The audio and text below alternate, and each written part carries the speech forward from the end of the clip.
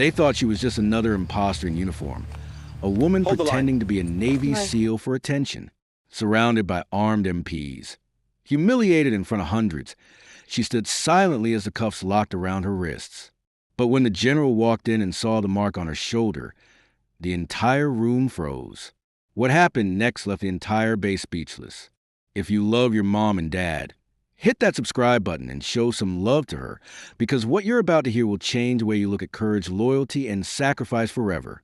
Story: the base at Norfolk was buzzing that morning, a cold, metallic energy that flowed through the corridors of power and pride. The Navy SEAL recruitment headquarters had seen its share of chaos, but never anything like this. In the courtyard, a woman stood handcuffed between two military police officers. Her name was Lieutenant Emily Carter, or at least that's what her ID said. Her uniform was crisp, her posture disciplined, and her eyes sharp enough to cut through concrete. But to the men surrounding her, she was a fraud, a woman claiming to be something sacred, something they believed she could never be. "Take her to holding," barked Colonel Briggs, a man whose voice carried authority like thunder. "We'll verify every inch of her record." Emily didn't flinch. The crowd's whispers cut into her like blades. She forged it. "Women don't make it into SEAL Team 6. She's crazy if she thinks she can fool us." Yet through it all, she remained silent, her breathing steady, her eyes scanning the faces around her. There was something unsettling about her calm, something that made even the soldiers hesitate before tightening the cuffs. Inside the interrogation room, fluorescent lights flickered over her face. A glass panel reflected her image back. Tired eyes, faint scars on her cheek, and that same cold determination. She didn't speak until Briggs slammed her service record on the table. "Who are you really?" he demanded. "Because this," he jabbed a finger at the file, "is impossible. There's no record of female completing BUD/S under this name." Emily tilted her head slightly. "Records can be erased," she said quietly. Briggs scoffed. "Not SEAL records. We don't erase ghosts." "Sometimes," she replied, her voice low and measured. "The ghosts work for the people who built your walls." That line hit him like a riddle wrapped in threat. He stared at her. The quiet authority in her tone didn't match a liar's nervousness. Still, he wasn't about to be played. He signaled to the MPs. "Search her. Full tactical scan. If she's real, we'll know." The search took hours. Her fingerprints were flagged under multiple classified clearance levels. Her blood type matched a restricted list tied to a covert operation called Echo Silent, an operation the average officer wasn't even clear to know existed. Yet Briggs ignored the red flags. "Fake credentials," he muttered. "The deeper the lie, the harder they fall." Meanwhile, Emily's mind replayed every mission, every betrayal. Years of service had taught her silence was survival, especially after the mission in Hellman, where her team never returned. She carried their loss and a secret branded into her skin, one she swore she'd never reveal unless forced. By dusk, she was escorted across the base toward a temporary cell. The soldiers passing by sneered or laughed.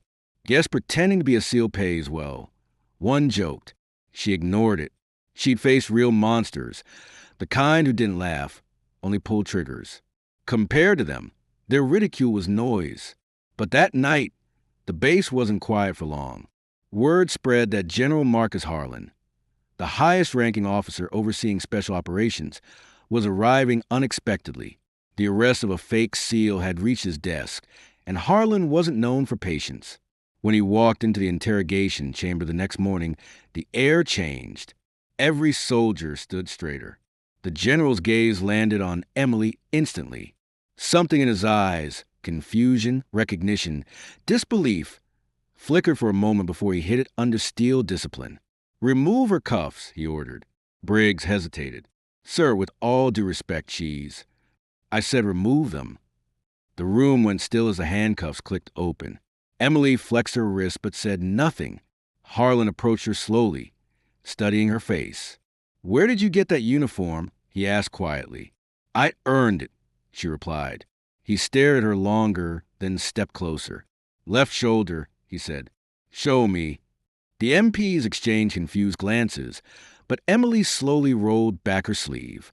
"They're Just beneath the scar tissue was a black ink trident, not a tattoo, but a brand. The kind given only to members of Operation Iron Veil, a top secret SEAL unit that was officially disbanded 10 years ago after an explosion killed everyone on site.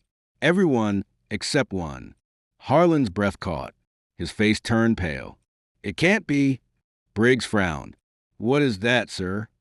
The general's voice cracked slightly. That's not a fake. That's Iron Veil's insignia. Only 6 people ever had that mark, and 5 are buried at Arlington. The room froze. Emily met his gaze with quiet sadness. I buried them myself, sir. Harlan turned to Briggs, his jaw clenched. Release her. Immediately. Briggs's pride flared. Sir, this woman. She's not a woman, Harlan snapped. She's a ghost. She's the reason this flag still flies. For a long, painful moment, no one spoke. Emily stood there, tired, hollow, but proud. The soldiers who had mocked her avoided her eyes. Even Briggs stepped back, unsure whether to salute or apologize. Harlan sat down heavily. We thought you were dead. Maybe I was, Emily said softly. After hell manned, they erased my name, sealed the files, and told the world Iron Veil never existed. But someone inside your own chain leaked my identity. Someone wanted me discredited before I reached this base. Why come here? Harlan asked.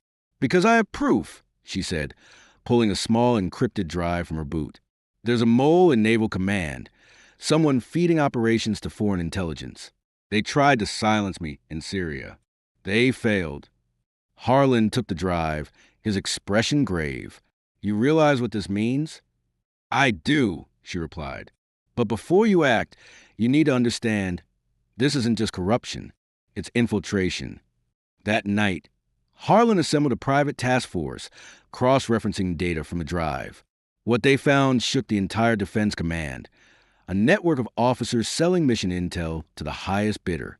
Briggs, who led Emily's arrest, paled as his name appeared on the list. You think you can accuse me of treason? He spat. Emily didn't blink. No, I'm proving it. Within hours, the base turned into chaos. Arrests, shouting, soldiers dragged away in disbelief. Harlan stood beside Emily as the truth unfolded. She had returned not to clear her name, but to expose the rot festering within their own walls. When dawn broke, news spread quietly among the ranks. The fake SEAL was real, a decorated operative who had risked everything to save them all.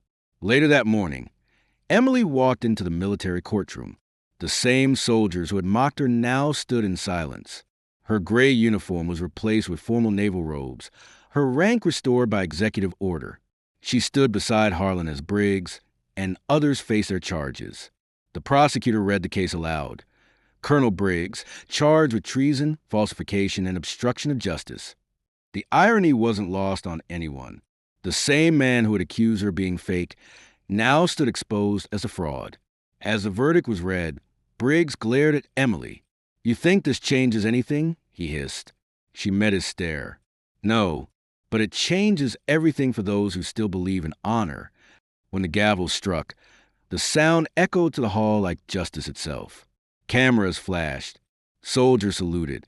The legend of Lieutenant Emily Carter, the woman once called a fake SEAL, was reborn. Outside, reporters swarmed, demanding answers. She said only one sentence before leaving the courthouse. I never needed to prove I was a SEAL. I just needed to remind them what a real one looks like. That line went viral across military forums, veteran networks, and news outlets worldwide. Within hours, people began sharing her story, a story of silence, strength, and redemption. That evening, as the sun dipped behind the courthouse, General Harlan found her sitting alone on the steps, staring at the flag. You could have disappeared again, he said. I almost did, she replied quietly. But ghosts don't rest when there's unfinished business. He smiled faintly. You always were the stubborn one. She looked up at the flag rippling in the wind. Not stubborn, she said. Just faithful. They sat in silence. 2 soldiers who had seen too much, lost too many, and yet still believed in the idea that truth, once buried, could rise again. As night fell, Emily walked away from the courthouse. The world would call her a hero, but she knew better. Heroes were the ones who didn't come home. She was just their echo, the one who carried their story forward. And somewhere deep down, she knew this was just the beginning, because as long as corruption lived in the shadows, the ghost of Iron Veil would never truly rest. So tell me, from which part of the country are you watching the story?